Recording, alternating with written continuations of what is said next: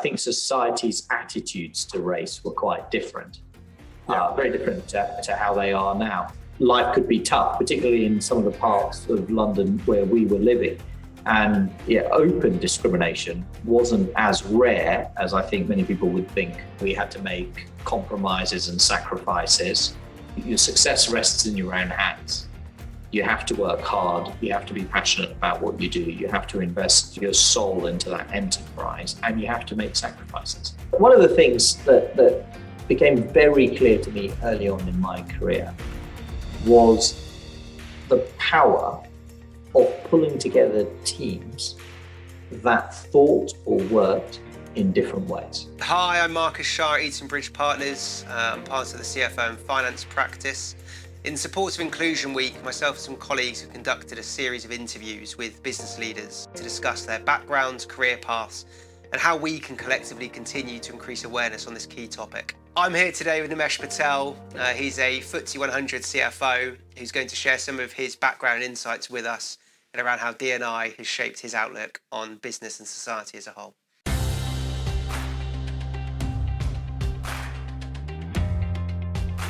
I know we've discussed it before and we've had the sort of conversation about experiences and I guess to sort of get things moving, can you just sort of set a bit of context, a bit of background in terms, I'm not talking work background, almost a bit of family background, where's the family from, what led you to being in this country and family in this country? So I grew up in Croydon in London and had relatively a modest upbringing.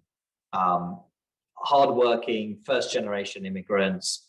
My father had come here from Kenya to study for his A-levels. He then got his degree, and as most of his generation had done, started up a business. In fact, ran several businesses at that time. Sounds the same in my family.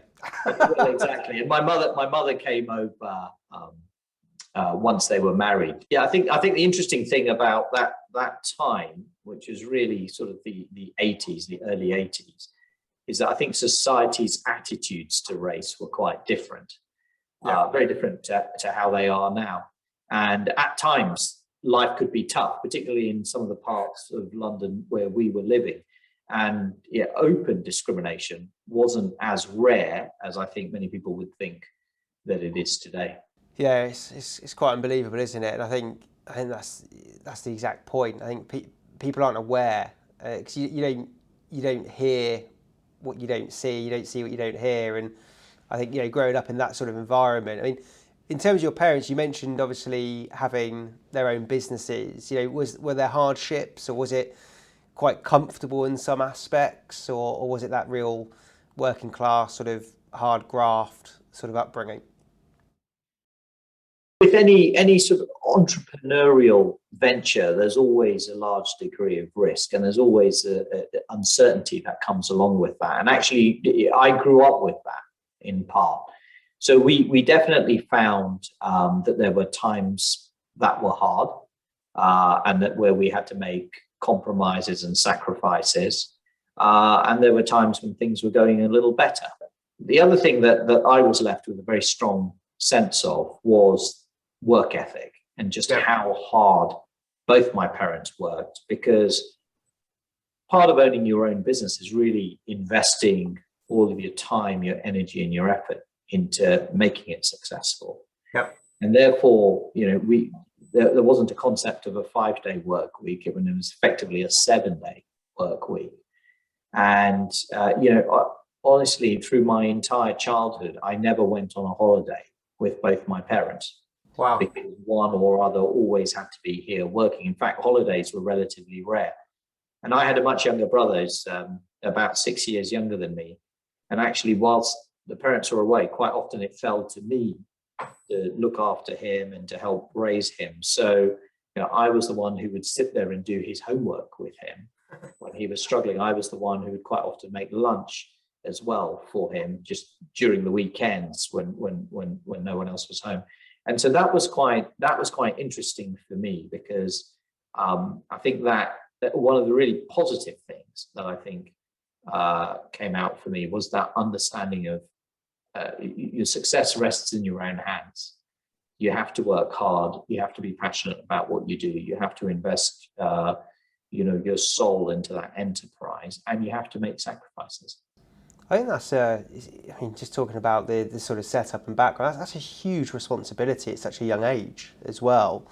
And, you talk about that work ethic piece and how that's driven, I guess your mindset and your wants in life. At the same time, I think it's a question of being the best version of yourself. It's about understanding where your skills and your strengths lie. And so at a relatively early age, I was pretty clear about how I wanted to manage my career, what things motivated me, interested me.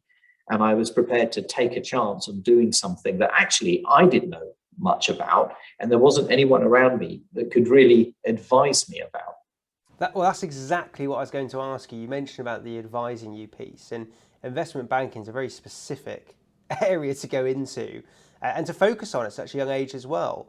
Were there any particular role models or any particular sort of careers conversations that led you that way? Or what is it that inspired you, or I guess gave you that drive to want to go to investment banking? So if I'm honest, I think when I started at university, I didn't have a strong drive to be an investment banker. In fact, when I started at university, I couldn't honestly have told you what investment bankers did. But what I did do was go into university with a really open mind about the opportunities that were available to me. And I actually didn't intern with an investment bank. In my first year of university, during the holidays, I went to the US and I worked on the East Coast. And I worked very much as a cleaner, a cook, a busboy in various motels and restaurants. And the idea was just to earn enough money to then be able to purchase an Amtrak ticket and travel up and down the East Coast. So very, very kind of different to the sorts of careers I might think about later. And when I came back the following year, then I looked at various options. I looked at accountancy firms, I looked at actuary firms, I looked at banks. But actually, the thing that really caught my attention was the Bank of England. And I was lucky enough to be offered a place at the Bank of England, working in what was then called the Gilt Edge and Money Markets division. And one of the things that really struck me was the quality of the people that I was working with, really bright people, and the level of responsibility they were prepared to give me as someone sort of brand new into the business. And I was doing some really interesting work, and actually I had an article published in the Gilts Review, which I know doesn't sound like a big thing, but it certainly was for me at the time. And I really enjoyed it. And I wanted to go, I think, and explore opportunities in organizations like that. And I guess what really came across for me with banking was that I describe it as the ultimate meritocracy. Investment banking is really driven by passionate people who, again, work really hard, who are incredibly intelligent, and where that intelligence is really valued alongside with insight. And most importantly, I didn't think the opportunity was constrained. It wasn't constrained by anything, and it certainly wasn't constrained by age, and that was important. Certainly when I went in those early years into investment banking, I really didn't perceive or experience anything that I felt was holding me back from being able to do the role I really wanted to do. You mentioned about being at home and looking after your brother and your parents working exceptionally hard to be able to provide for the family. What, when you think about your sort of school days as well, and you mentioned about your family having their own business, was it very much sort of school in the day, support the business in the evening, or were you able to sort of actually focus on your studies entirely to allow you the opportunity then to progress on to things like university? For me, I was able to focus on my work because my parents took care of the business, and actually I didn't need to spend as much time on it. I mean, I would go there from time to time, but it was rare. But I'll share this story with you because this was quite important for me. One time when I went to help my parents with the business, and at that point they owned a shop, and My father would do the sort of restocking of the shop once a week. So he would go to the cash and carry, and he'd come back with a car sort of loaded up with all sorts of things, right, to sell in the shop. And there was a young kid who probably was at that point very early teens. And I came in one day, and I came in quite early. So it must have been, 7 o'clock in the morning, which is about the time when they used to open up, 6:37. Yeah. And this kid was sat outside, and it was cold, right? And it was dark. And we opened up the shop, and my father would typically go to the cash and carry at about 11 o'clock. And he went outside, and he spoke to the kid, and he came back in, and the kid was still sat there. And I said, why did you go outside? And he said, I know that kid. What he often does is he helps me unload the cash and carry from the car and bring it into the shop, which is really nice of him. I mean, he can't carry anything heavy, but he brings in stuff. And he said, he came once, and he asked me if he could help. And I said, sure, you can help. And afterwards I said, you can have a drink and, some sweets or a chocolate bar or whatever you want from the shop. And that's, and he said, I like that. I like to encourage. And he said, but one time I made a mistake. Instead of going at 11 o'clock, so this kid would come back. He said, one time I made a mistake. Instead of going 11 o'clock, for whatever reason, he had to go at 10 o'clock. And he didn't think, and he unloaded everything himself. And it was all done. And then the kid sort of showed up at 11, and he had to say to the kid, I'm really sorry I've done it. And he said to the kid, but don't worry, take the sweet, take the chocolate, and the kid said, no, I haven't earned it. So I'm not going to take it. But what I'm going to do from now on is I'm going to turn up early. And so my dad had gone out and said, don't worry, I'm not going till 11. And the kid was like, no, I'm going to wait here. And I remember seeing him and thinking about the opportunities I'd had and thinking to myself, this is what's really important in society. It's about, how do you find kids like that? There's something innate, right, in him. He's got a drive to want to do better. He's got a real understanding of how he can contribute to his own success. And he's prepared to put that effort in, right? Even when it's uncomfortable, even when it's difficult, even when there perhaps isn't a role model for him to look up to. And that, how do we support kids like that? How do we allow them to be the best version of themselves? How do we make sure that we don't lose that in the time that they grow up, as other pressures come, as they face other pressures and they face other burdens in life? How do we make sure we don't lose that and get the best out of them? So that was one of the things I took away from the experience that my parents had in running that shop on the way. Well, it's unbelievably impactful, and without jumping around too much, there is almost a bit of a segue into the fact that you're involved in Reach Out, because I'm assuming that very much plays into this sort of story, does it not? Yeah, it's exactly, and it's why that leapt off when I originally got involved. It's why Reach Out as a charity sort of leapt off the page at me when I saw it, and why I was immediately keen to be involved. And I started by actually doing some volunteering work supporting the CEO in thinking about the organization, where he wanted to take it at the time, and how to think about investing in the future of the organization, building a business plan, articulating a strategy. From there, I became a trustee of the charity, and I've spent some time in the schools which they support and seen the work firsthand that Reach Out's able to do. And the important thing about Reach Out is it's not about simply supporting attainment. It's not about improving academic standards in and of itself. That's part of it. But what it's really about is reinforcing character strengths. And I thought that was so important, because what allows people ultimately to be successful is having that character, having resilience, for example, right? Having integrity. These are the things that are really important in helping people, again, as I say, be the best version of themselves.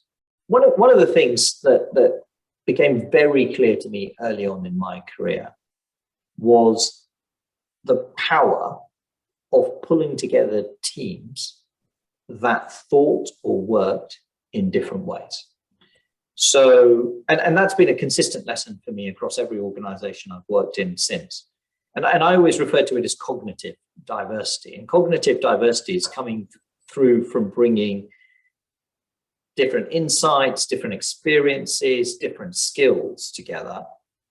But those things, those insights and experiences in particular, are based on that diversity of gender, geography, race, sexuality, personality, as well as specialism.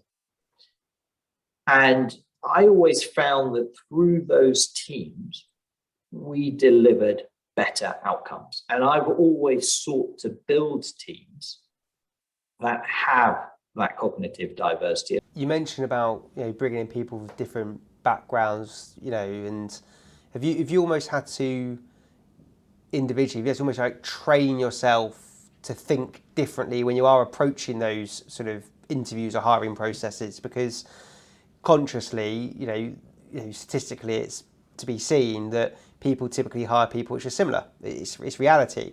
Some people go to the same university, or they went through the same accountancy firm, or whatever it may be. But as you said, hiring people from different backgrounds and different ways of thinking is really positive. Have you had to, as I say, it's almost like train yourself to think like that, so you're open-minded to those different possibilities? Absolutely.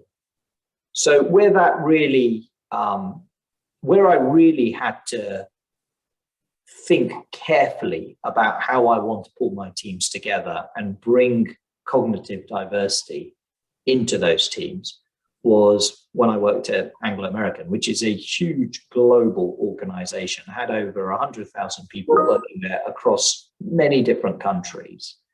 And I had, with the support of the then CFO, I had the opportunity to really develop a team that was comprised of the best performing talent in the organization, with the view that not only would we make a contribution to Anglo, but actually I would be developing commercial leaders for the future. Okay. And so I was able to go across the organization and really think about who I wanted to pull in. And it occurred to me relatively early on that I thought I was building a diverse team because I was bringing people in who'd worked in different countries. We had, naturally, almost without thinking about it, we had gender diversity and we had racial diversity because of the nature of the organization. And I had people from different parts of the business, and I had people who'd worked in different functions. And I thought, brilliant, it's a really diverse team here. Until I really sort of started to get into some of the conversations and think about it. And I realized we all thought the same way. We were all analytical. We were all structured. There were variations in the solutions we would think about when it came to problems, but they were variations. They weren't radically different ideas. And then I got really interested in thinking about, well, why is that the case? Is there something we're missing? And I got to talking to some people who actually spent a lot of time thinking about these challenges, including some academics actually, and debating this idea with them. And that's what really opened up my eyes to this concept of genuine cognitive diversity. Putting people around you who don't think like you, who don't necessarily whose framework is different, right? Yep. In terms of how they make decisions. And then I did change the way that I started to interview, because I started to look for that. I started to look for people, there's certain questions you can ask or you can draw out of people's experiences, whether they are very values-based as opposed to being much more logical and analytical, whether, how creative they are. You can see how they like to work. Are they more flexible in the way they work, or are they very structured in the way they work? And out of that, I was able to build those more diverse teams. And I got, as a result, a lot more value from those teams. And I also recognize that there's no right and wrong answer. I mean, this is about how the team fits together. I always think about a team as a jigsaw puzzle. Yep. You love an analogy. Yes, I do. Don't you? You know that, yeah. So I think about the team as a jigsaw puzzle, and you know what overall the sort of blend of skills you want, some of which, inevitably you want them to almost conflict because you want there to be debate within the team. You want to throw up different ideas, but you don't need all of those skills in just one or two people, because if you've got 5 or 6 people in your team, then you want them coming out from everyone. So, then I started to think about kind of holistic team management and what's the bit that I'm missing and how do I bring that in? So it wasn't just about the role, and it wasn't just about this person thinking in this way or that way. It was about how does this person fit with everybody else who's already there. That's fantastic. And do you, I guess something which I am still keen to really understand is, we've spoken about, how you've built teams, how you've changed the way you're thinking, and how the positive output comes with doing that. I guess one thing I'm always interested to understand is you've used the word fortunate quite a few times to describe opportunities you've had, which suggests it hasn't been something which has easily come to you and you've had to work for it, or you feel gratitude towards being given that opportunity. There's a lot of people out there that wouldn't ever say they felt fortunate, and they always feel it's their right. And with that in mind, have you changed or shaped the way you do things now in a leadership role to ensure those opportunities are there for people, because they weren't always there before, so that people don't always feel fortunate to have been given them? Is there anything you've done in, whether it be this organisation or previous ones, to try and create that sort of environment where people are given those broader opportunities? I think the reason that I say I've been fortunate is because I've had line managers who have been prepared to support me and nurture the talent, or people who've been prepared to give me an opportunity when, for example, I haven't been what might have been described as the conventional candidate. So I'm a chief financial officer of a circa FTSE 50 company who's not an accountant. And this is my first role as CFO of a public company. And I would argue that therefore I'm not a conventional candidate. But you need people who are prepared to get over that and to actually give you that opportunity. And the more people that do that, the more diversity we'll see in corporate life, the more I think we will see it become natural in our selection process as we think about our future leaders within the organization. So in terms of what do? Well, I do exactly that, or at least I seek to. And you've got to hold yourself accountable for always standing back and thinking, am I making the obvious choice? Have I thought more broadly about the candidates that are available? Have I thought more broadly about the value that this role can really deliver as part of the organization and as part of my team? Am I pushing myself to explore those areas where I think somebody brings something different? And actually, if there is a lack of experience, or if someone's bringing a different style, should we embrace that? Should we bring that in? Can we help support that person in terms of the people that sit below them in the organization, and therefore create that opportunity for them to come in and really make a difference? And that's, I think, what all of us as leaders have to do in our organizations to help nurture and develop that talent. No, I couldn't agree with you more. I think it is a huge responsibility as well, to make that happen. And I think what a lot of people don't recognise, and people in your own shoes, is that you are a role model to many people in your business. You may not think of it, and you may not be aware of it, but you will be. Just like people would have been previously for you, they probably weren't aware of it either. And I think the more awareness that an employer and employees can bring, and what you've said, I think, is absolutely spot on about the opportunities being provided, about the right infrastructure being in place, and about almost forgetting that word brave. It's about capability at the end of it. I think businesses as a whole flourish because of it. I couldn't agree with you more. And with that in mind, have your experiences, have the opportunity you've been, have they enabled you to enhance the awareness of things like D&I in your business and across, your colleagues as well? Are they as aware of it as you are, perhaps? Yeah, I think they absolutely are. And I think it's at the heart of our strategy around people. I mean, inclusivity in particular, because we have to make sure that this just doesn't become a very specific debate. Each one of those things are really important because we want to ensure that there is broad representation across the organization. So we are reflecting the society which we serve. That's the most important thing. And what we really want to do is we want to make sure that we're getting the best of our people because they can be the best version of themselves at work, just like they are at home. And that's about investing in them, supporting them, and helping them see that the value that they bring is celebrated.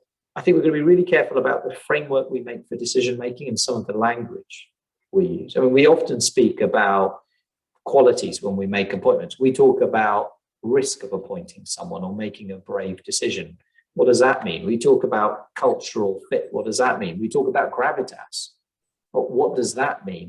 Now, none of these things are trivial. They're all important, and I think they do need to be considered. But are we excluding people based on some of those preconceived notions of what constitutes risk, or what do we mean when we say people have to fit within the culture? What do we mean when we say someone has gravitas or doesn't have gravitas? And are we capturing the additional value that people bring in the form of that cognitive diversity? That's what I think we have to drive, and that comes through having a truly inclusive approach. Look, I think I couldn't agree with you more. And I think one thing we certainly experience, being in the privileged position we are doing executive search, is there are a lot of businesses, when they talk about diversity and inclusion, yes, it's a really topical thing for them, but they don't know what they're actually really trying to achieve from it. And you sort of find conversations sort of waffled through, and then the result is, oh yeah, as long as the shortlist is female. And you pause and you say, well, hang on, well, no, let's start thinking about all the other characteristics we could be considering here. We've without revealing too much, we've had it before where businesses have said, well, hang on, that's a white male shortlist. But the reality is what they're not looking at is other characteristics which aren't overly apparent. Who's to say there isn't a disability or, their sexuality or, all these different things that people haven't thought of. And I think, unfortunately, you need to look at that state of grey a little bit more. And I think a lot of people aren't. And that's one of the issues we face. And Marcus, I think that's the challenge. It's about getting that balance right. Because I think, if we look at what the Hampton-Alexander report has been able to achieve in a short space of time, it's fantastic. In terms of driving gender diversity in boards, moving to executive teams, moving to below executive teams, and the development of talent more broadly in the organization. And that's been a catalyst, not just actually for the gender debate. It's then become a catalyst for a broader debate, including all forms of diversity. And so I think there's a role for the conversation and for encouraging people, sometimes softly, sometimes in a slightly firmer manner, to really make the change, to drive that within organizations. Equally, you're right, we've got to be careful that in doing that, we don't leave other people behind. We don't create other disenfranchised groups.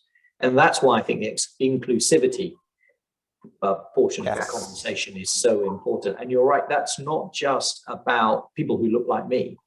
That's also about my colleagues in the business who are white, who are male, who have grown up in this country, perhaps from middle class backgrounds, but actually they themselves are individuals that have their own experiences, that bring their own insights to work. Yeah. And sometimes, just as you rightly say, sometimes we don't see all of those things.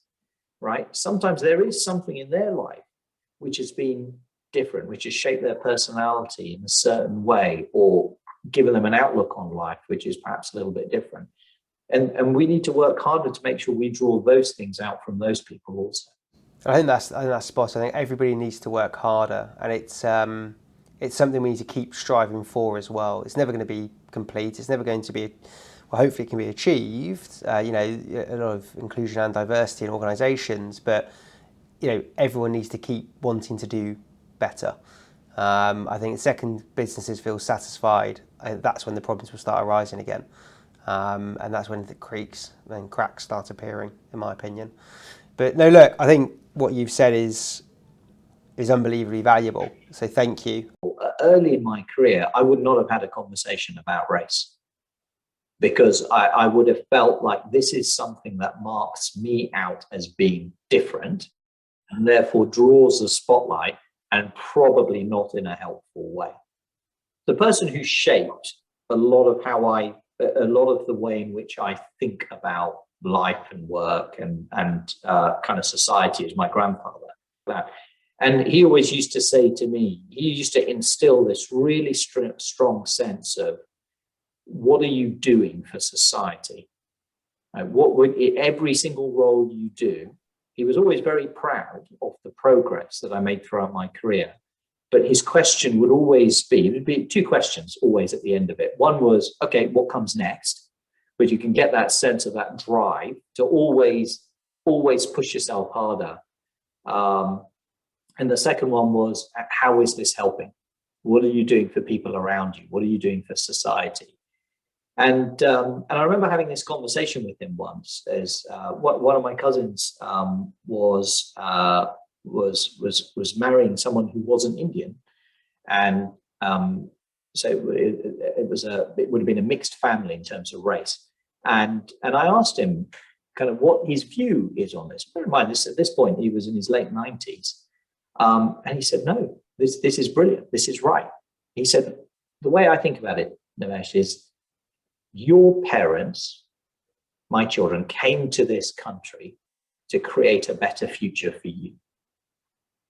And you can only have that better future if you really feel part of this country. And that means you have to integrate.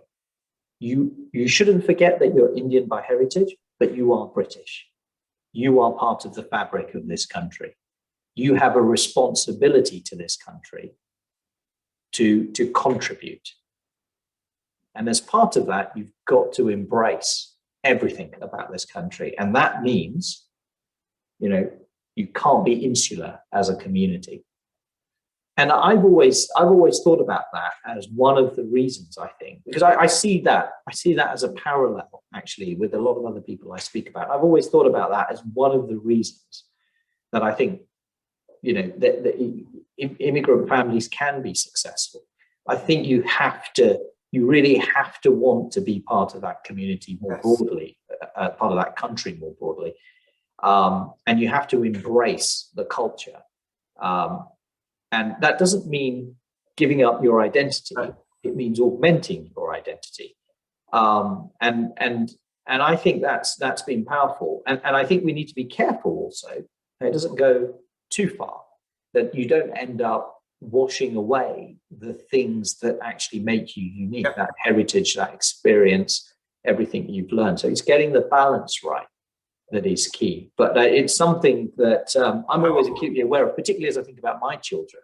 I was just about to ask you, the one question I was going to ask you is, do you say the same thing to your children? Do you say, what are you contributing to society? What's next? Are you instilling that in them? 100%. The two things I always say to my children, one is that I love that quote from Muhammad Ali, when I think it was Parkinson in an interview asked him, what would you have done if you hadn't been a boxer? And he said, it doesn't matter. It doesn't matter what I'd have done.